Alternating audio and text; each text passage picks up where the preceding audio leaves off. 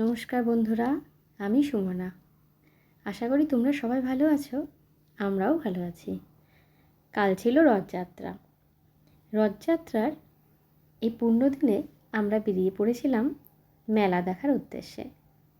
রথের মেলা ছোট থেকেই দেখে আসছি, খুব ভালো লাগে, মনটা ভরে যায় আনন্দে।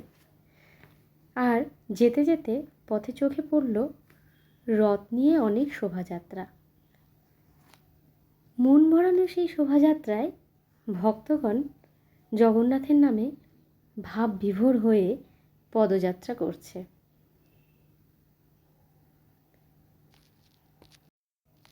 সেটাই আমরা দেখছিলাম এবং ভীষণ ভালো লাগছিল এই শোভাযাত্রাটাকে। একটার পর একটা রথ আসছে, এইভাবেই সবাই শোভাযাত্রার মধ্য দিয়ে চলছে। তারপরে দর্শন পেলাম শ্রী জগন্নাথ দেব, বলরাম ও সুভদ্রার। এই রথযাত্রার শোভাযাত্রাটা দেখতে দেখতেই আমরা বেরিয়ে পড়লাম মেলার উদ্দেশ্যে।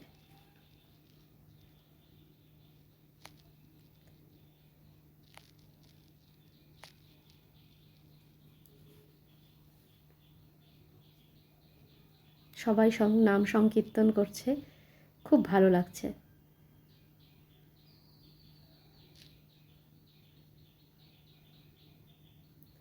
মেলা শুরুতেই চোখে পড়ল জিলিপির দোকান, আর সাথে আছে লাড্ডু, নিমকি, বিভিন্ন রকম সব জিনিস। তারপরেই দেখলাম একজন ঠাকুরেরকে পুজো দেওয়ার জন্য কলা ফুল নিয়ে বসে আছে। বেলুন, এটা যে আমার ছোটোবেলার ভীষণ প্রিয় জিনিস, এখনও দেখলেই আর থাকতে পারি না না কিনে। তারপর নানা রকম দোকান বসেছে, সব দেখতে দেখতেই এগোলাম। আমার মেয়ে ভয়ে এটাতে ওঠে না, ভীষণ ভয় পায়, শুধু দেখেই যায়। এবারেও ভাবছে যে কি নেব আর কি নেব না।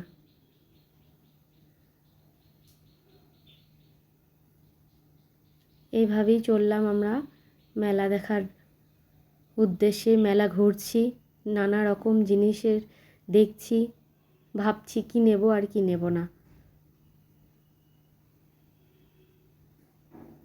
আমরা প্রত্যেকবার মেলাতে গেলে যেটা নেই সেটা হলো এই মাটির মূর্তিগুলো, কারণ আস্তে আস্তে সব মৃৎশিল্প উঠেই যাচ্ছে। সেই কারণেই আমরা প্রত্যেকবার কিছু না কিছু মাটির জিনিস আমরা কিনি। ভীষণ সুন্দর সুন্দর সব জিনিস ছিল। পর পর কতগুলো দোকান বসেছিল মাটির জিনিস নিয়ে। এই মূর্তিগুলো ভীষণ সুন্দর ছিল, দুর্গার মূর্তি, সব ঠাকুরের মূর্তি। আর এটা ছিল বেতের জিনিসের দোকান, এটাও ভারী সুন্দর। এইভাবে আমরা বেরিয়ে পড়লাম মেলা থেকে। মেলা শেষ করে বাইরে বেরোতেই দেখি আর একটা রথ নিয়ে শোভাযাত্রা নিয়ে যাচ্ছে।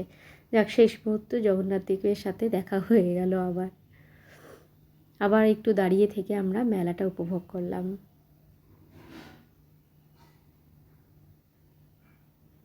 তারপরে মেলা থেকে যা যা কিনলাম টুকিটাকি ওই আর কি, কিছু পপকর্ন, জিলিপি, মেলার তো কিনতেই হবে, মূর্তি। এইভাবেই দিনটা কেটে গেল। সবাই ভালো থাকবে, সুস্থ থাকবেন।